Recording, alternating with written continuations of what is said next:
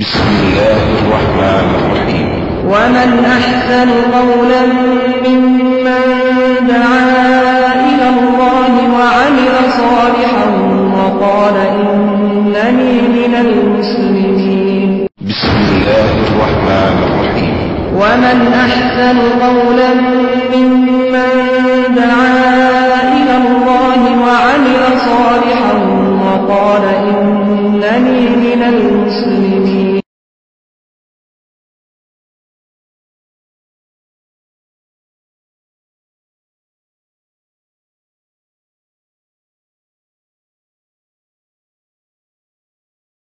السلام عليكم ورحمة الله وبركاته.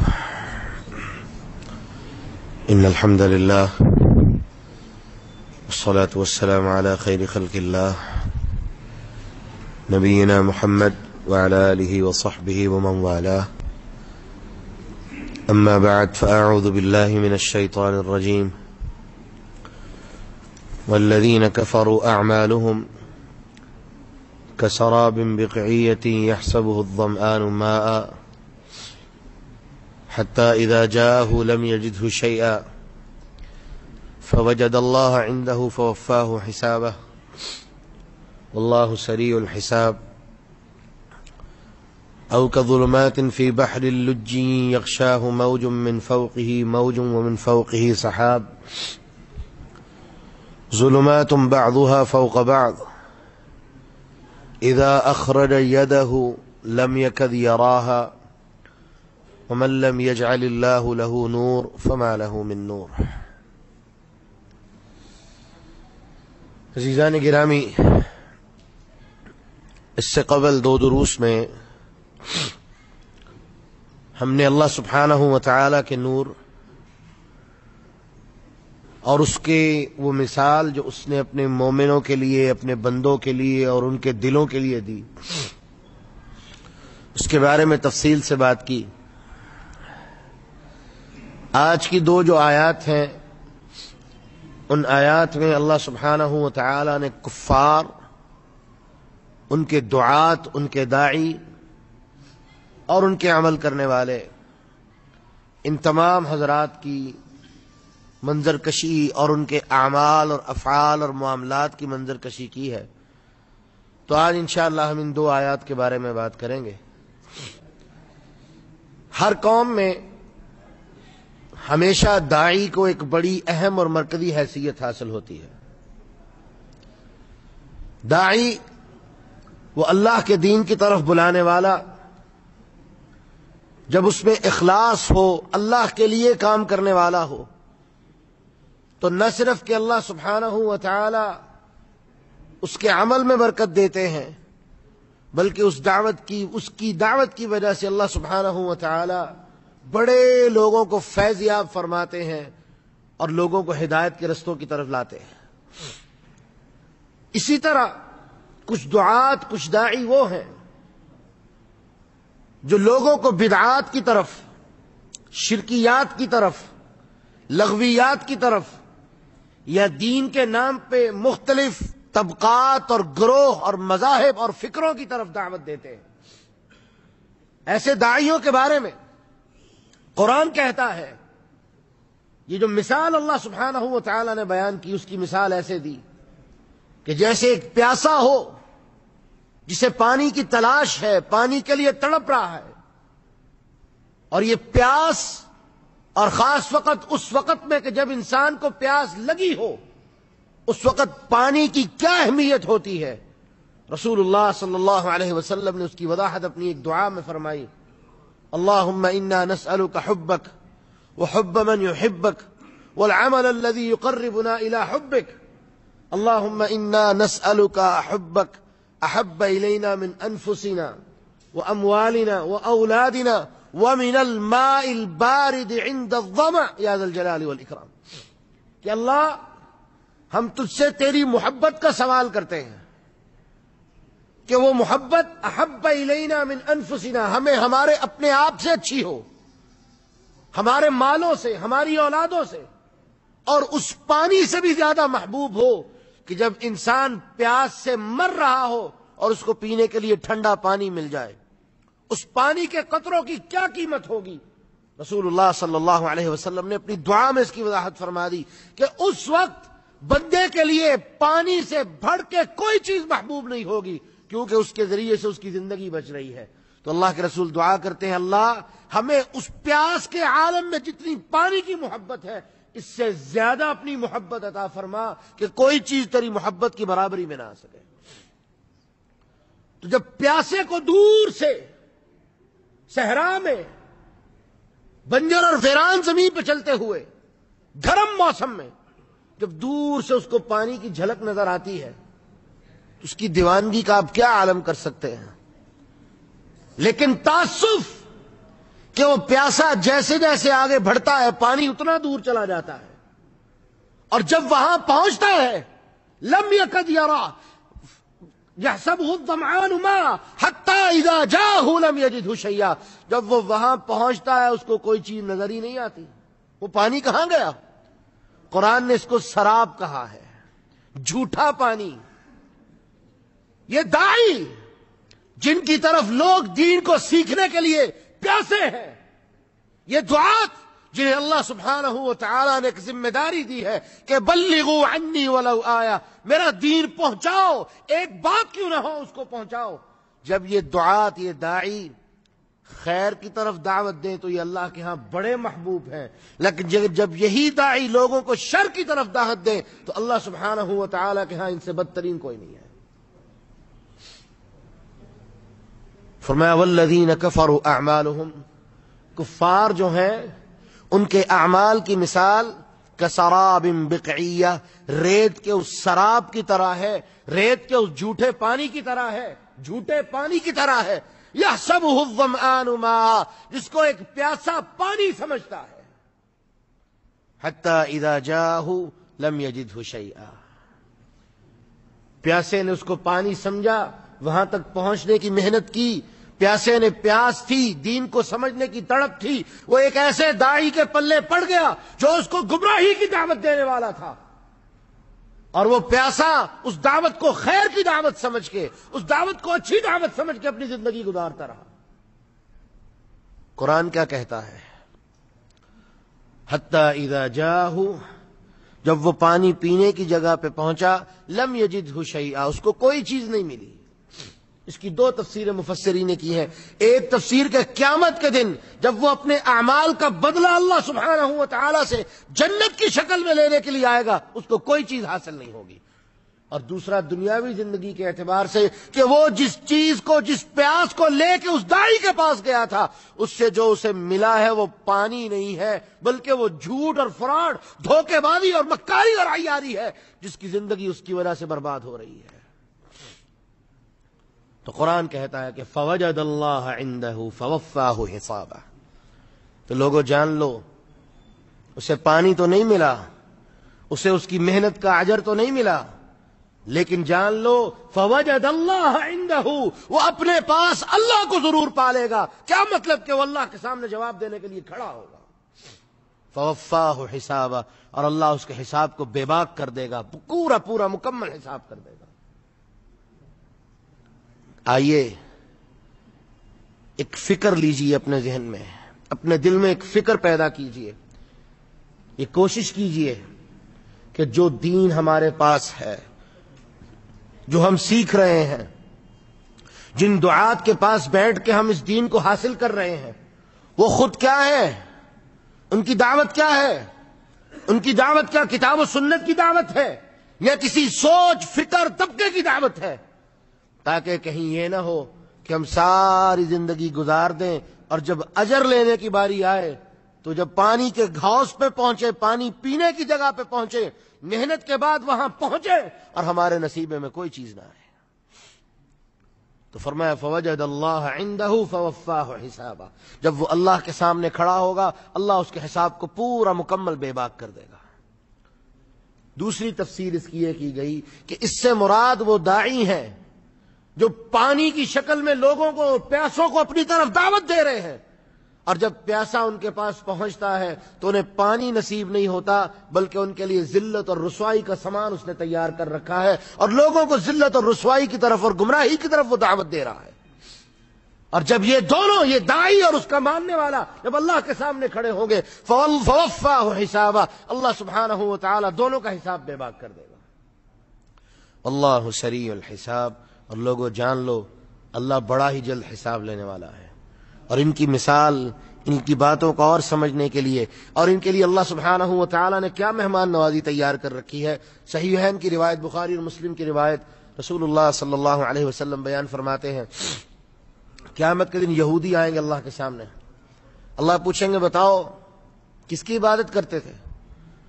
وہ کہیں گے اللہ ہم تیرے بیٹے عزیر کی عبادت کرتے تھے۔ قرآن کہتے ہیں نا وقالت الیہود عزیر ابن اللہ، یہودی کیا کہتے ہیں؟ عزیر اللہ کے بیٹے۔ اللہ جواب میں کہیں گے جھوٹے ہو، اللہ نے جواب میں کیا کہیں گے؟ تم جھوٹ بولتے ہو، میرا تو کوئی بچہ، میری تو کوئی اولاد ہے ہی نہیں، نہ تھی، تم کس کی پوجا کرتے رہے ہو؟ جاؤ وہ تمہارے لیے شراب تیار ہے، جاؤ اس کی طرف جاؤ اور تمہیں پینے کے لیے پانی ملے گا۔ اور اللہ کے رسول صلی اللہ علیہ وسلم فرماتے ہیں وہ جہنم کے دھوئیں کی وجہ سے ایک ایسا منظر بنا ہوگا جسے وہ پانی سمجھ کے اس کی طرف لپکیں گے۔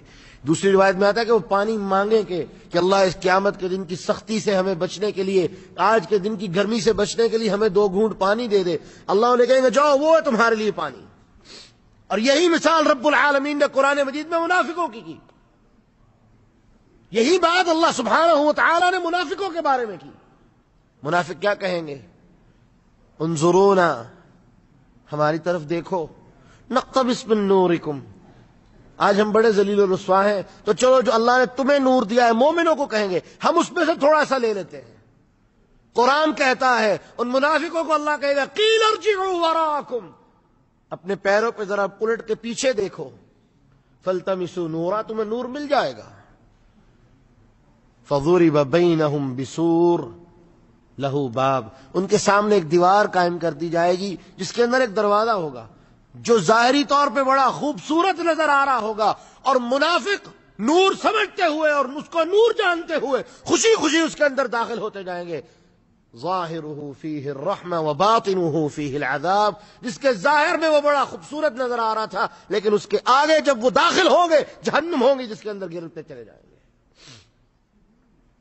میرے بھائیوں، یہ اس منافق کی مثال دی گئی ہے، اس کافر کی مثال دی گئی ہے جو محنت تو کرنا چاہتا ہے لیکن محنت کے لیے رستہ غلط چنتا ہے۔ اللہ ان یہودیوں کو کہے گا وہ تمہارے سامنے، وہ دیکھو پانی کا وہ جھمکا تمہیں نظر آ رہا ہے، جاؤ اس کی طرف لوٹ جاؤ۔ جب وہ جائیں گے تو اللہ کے رسول بیان فرماتے ہیں وہ پانی نہیں ہوگا، وہ سراب ہوگا، اور جب وہ اس کے اندر جائیں گے تو وہ جہنم کے دھوئیں کی وجہ سے ہوگا اور وہ جہنم کے اندر گرتے چلے جائیں گے۔ یہ میرے رب کی طرف سے ان کا انجام ہے جو اپنی زندگی اللہ سبحانہ و تعالی کی نافرمانی میں بسر کرتے تھے۔ جان لو اللہ سریع الحساب، غافل مت ہو، اللہ عن قریب اور جلد حساب لینے والا ہے، کوئی اس بات سے غلط فہمی کا شکار نہ رہے۔ اگلی آیت میں اللہ فرماتے ہیں او کظلمات فی بحر، داعی کی بات گزر گئی، اب اس کا عمل کرنے والا، اس کے عمل کی مثال کیا ہے، اس کی زندگی کی مثال کیا ہے؟ او کظلمات فی بحر، وہ شخص جو سمندر کے اندھیروں میں ہو۔ سبحان اللہ، یہ سمندر کے اندھیروں کی جو مثال رب العالمین نے بیان کی ہے، یہ سائنس بھی اس مثال کو کئی 100 سال تحقیق کرنے کے بعد سمجھی ہے کہ اس دنیا میں کئی اندھیرے ایسے ہیں جن میں سے ایک اندھیرا یہ جس کی مثال رب العالمین نے دی، جس کے اندر کوئی لائٹ اس کو کراس نہیں کر سکتی، کوئی روشنی اس کے اندر نہیں جا سکتی، اور وہ سمندر کی موجوں کا اندھیرا ہے۔ اور ہم نے جس نے سمندر دیکھا وہ جانتا ہے کہ سمندر کی موجیں تہ در تہ آتی ہیں، ایک کے بعد دوسری، دوسری کے بعد تیسری۔ اور قرآن کیا کہتا ہے؟ او کظلمات فی بحر، ان اندھیروں کی مثال جو سمندر میں ہوتے ہیں، لجی یغشاہ موج، جس کو ڈھانپ لیتی ہے ایک موج، یغشاہ موج ومن فوقہ موج، اور ایک موج کے اوپر دوسری موج، پھر تیسری، تہ در تہ موجیں لگی ہوئی ہیں، اور یہ موج کے اندر کائنات کی کوئی روشنی اس کو کراس نہیں کر سکتی۔ یہ رب العالمین نے نظام بنا دیا ہے۔ کافر کے عمل کی مثال، منافق کے عمل کی مثال، منافق کی زندگی کی مثال رب العالمین نے اس اندھیرے سے دی ہے کہ یہ ایسے اندھیرے میں مبتلا ہے کہ کائنات کا کوئی نور، کوئی روشنی اس اندھیرے کو ٹچ نہیں کر سکتی، اور اس اندھیرے کو گمراہی کے اندھیروں سے نکال کے ہدایت کے اندھیرے کی طرف، ہدایت کی روشنی کی طرف نہیں لا سکتی۔ اتنا خطرناک قسم کا یہ اندھیرا ہے، اور اتنے خطرناک اندھیرے میں یہ مبتلا ہو چکا ہے۔ کتنا خطرناک یہ اندھیرا ہے! پہلے تو کہا، پہلے تو موجوں کے اوپر موجیں، لہروں کے اوپر لہریں، وَمِن فَوْقِهِ سحاب، اور پھر ان کے اوپر بادلوں کی تہیں بن چکی ہیں جن کے اندر سے تو اور نور کے اوپر نور اکٹھا ہو گیا ہے، ظلم کے اوپر ظلم اکٹھا ہو گیا ہے، اندھیرے پہ اندھیرا اکٹھا کر دیا گیا ہے۔ کائنات کی کوئی روشنی سے کراس نہیں کر سکتی، حتیٰ کہ حقیقت میں سورج کی روشنی بھی ان لہروں کو کراس نہیں کر سکتی۔ میرے رب نے نظام ایسا بنا دیا ہے۔ تو قرآن کیا کہتا ہے؟ اذا اخرج یدہ لم یکد یراہا، وہ اتنا گہرا اندھیرا ہوتا ہے کہ اگر کوئی شخص اس میں مبتلا ہو جائے، وہ اپنا ہاتھ نکال کے دیکھنا چاہے وہ اپنا ہاتھ نہیں دیکھ سکتا، اتنا گہرا اندھیرا۔ میرے رب نے کافر کی اور منافق کی زندگی کی مثال اس اندھیرے سے دی ہے کہ وہ ایسے اندھیرے میں مبتلا ہو چکا ہے کہ پوری کائنات مل کے اس اندھیرے کو ختم نہیں کر سکتی۔ ظلمات بعضها فوق بعض، یہ وہ اندھیرا ہے کہ ایک اندھیرے کے اوپر دوسرا، دوسرے کے اوپر تیسرا، اندھیروں پہ اندھیرے جمع ہو چکے ہیں۔ ایک اندھیرا ہو تو کوشش کرے، یہاں پر تو اندھیروں پہ اندھیرے جمع ہو چکے ہیں۔ اور مفسرین نے 5 اندھیرے بیان کیے: بدعت کا اندھیرا، شرک کا اندھیرا، منافق کی اپنی زندگی اور اس کے معاملات کا اندھیرا، منافق کے دنیا کے اندر آنے کا اندھیرا، منافق کے دنیا سے جانے کا اندھیرا، اور بعد نے چھٹا بھی بیان کیا ہے کہ قیامت کے دن اللہ سبحانہ و تعالی اس کو جس اندھیرے میں مبتلا کرے گا وہ بھی ایک اندھیرا۔